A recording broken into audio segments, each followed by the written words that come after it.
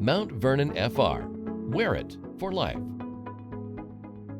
According to the Occupational Safety and Health Administration, more than 200 fires occur in U.S. workplaces on an average day. The results of these fires are the more than 5,000 workers who are injured annually in explosions and fires on the job, and the average annual cost to American businesses of more than $2 billion.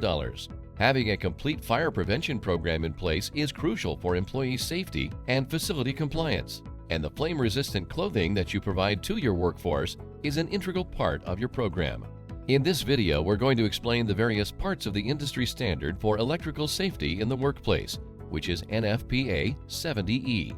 NFPA 70E sets the requirements for safe work practices to protect personnel by reducing exposure to major electrical hazards, including arc flash and arc blast.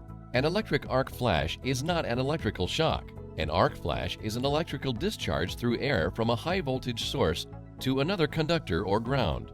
An electric arc flash typically lasts for less than a second and can generate very high temperatures. In fact, the temperature produced by an arc flash may be hotter than the surface of the sun. The extremely high radiant energy of an arc flash can cause second and third degree burns to exposed skin and ignite flammable clothing. Serious burns can even occur through clothing. Providing appropriate personal protective equipment, PPE, for live electrical work, including flame-resistant clothing, is one of the NFPA 70E requirements for employers to be in compliance with OSHA regulations. The NFPA 70E standard is updated every 3 years, and the most recent update is the 2015 edition. Important changes in the 2015 edition include the following. PPE category has replaced HRC, which stood for Hazard Risk Category. The previous Hazard Risk Category 0 was eliminated as the new PPE table only specifies work within the arc flash boundary, areas where arc-rated clothing is required. PPE categories 1, 2, 3, and 4 still have the same requirements and same minimum arc ratings as the HRC categories they are replacing. Protective equipment must cover the employee's entire body. The employer shall ensure employees exposed to hazards from electric arc wear protective clothing with an arc rating greater than or equal to the estimated heat energy whenever that estimate exceeds 1.2 calories per centimeter squared.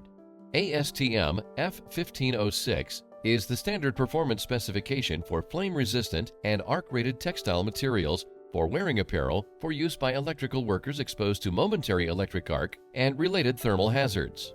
ASTM F1506 was developed to provide minimum performance specifications for protective clothing. Perhaps the two most important parts of the standard are flammability. The flammability of the material shall be tested in accordance with ASTM test method D6413 for samples both initially and after washing. Arc rating. If the material meets the flammability requirements, determine the arc rating of the material in accordance with ASTM test method F1959. The primary purpose of ASTM D6413 is to determine the response of fabrics to a standard ignition source by measuring the vertical flame resistance of fabrics. Values for after flame time, after glow time, and char length are also measured by this method. Fabrics are tested before and after 25 home wash and dry cycles. Let's see what this test looks like. On the left side, you'll see the non-FR workwear fabric, and on the right, a flame-resistant workwear fabric from Mount Vernon FR. In this test, under controlled lab conditions, material response to heat and flame is measured and described. A test specimen is positioned vertically above a controlled flame and exposed for 12 seconds. Following exposure, the flame source is removed. Measurements are made on the length of time that the specimen continues to flame and the time after glow continues. After flame time must be 2 seconds or less to comply with the standard. Char length, or damage to the test specimen after application of a specified tearing force, is determined. The standard for char length is a maximum of 6 inches. Notations on observations of melting and dripping are also recorded. As you can see from these examples, everyday workwear can ignite and burn if exposed to an ignition source such as a flame or electric arc. FR protective apparel is designed to resist clothing ignition and, in the event it does ignite, to self-extinguish immediately upon removal of the thermal source, which helps prevent further injury to the wearer. This is particularly important because burns from the ignition of non-FR clothing can be worse than burns from the initial flame exposure.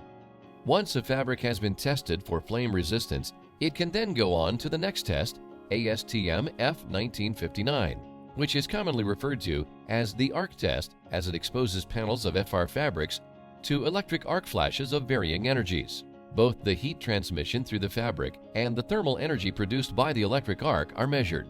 3 flat panels housing copper sensors are used to measure the energy which passes through the fabric. 2 additional sensors beside the flat panels measure the energy level that reaches the fabric's surface, referred to as the incident energy.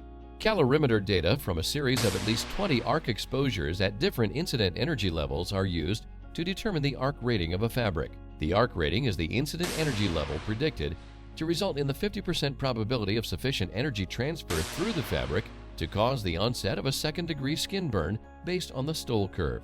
The Stoll curve, developed by Alice Stoll, established a relationship between human skin response to thermal energy and the response of a copper calorimeter to the same energy levels. Her research established the basis for burn predictions used today in tests like ASTM F1959. In order to be compliant with OSHA standards, an arc flash hazard analysis will need to be conducted, which is an in-depth study of a company's electrical systems in order to identify equipment that could cause an arc flash, as well as the degree of hazard involved. Performing this study requires the work of a competent electrical engineer who is familiar with the electrical system and the methods of analysis. For many companies, the hazard analysis is the most expensive and time-consuming requirement of NFPA 70E, but it is also perhaps the most critical. Understanding the primary test methods used to certify that a fabric that will be used to produce a flame-resistant garment meets or exceeds all applicable requirements of the NFPA 70E standard will help you specify the right products to protect your workforce.